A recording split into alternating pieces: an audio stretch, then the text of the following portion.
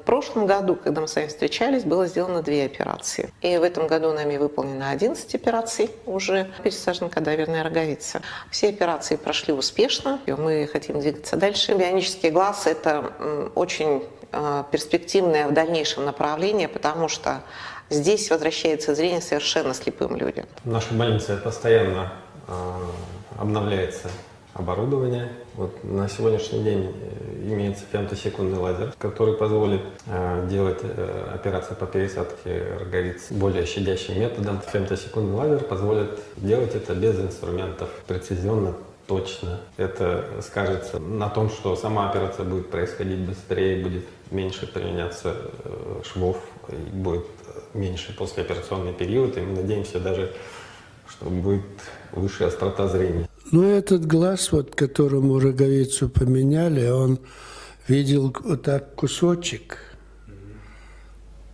сверху, а сейчас наполовину больше видит и все четко видит. Большую благодарность выношу бригаде всей, что работала. Ваше пожелание пациентам? А чего бояться? Ну и пусть останется слепым совсем. Или сделать, приживется, значит, нормально. Врачам я доверяю полностью. Здесь, особенно в больнице, вот так вот.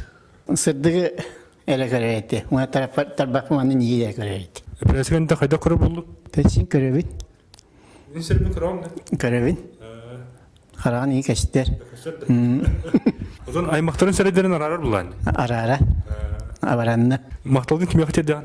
Атын манна үйәди барастаки барыларгар. Мактабын бил этекпин сеп. Манны оңорон элелде Будоновская. Олак куттаныбан.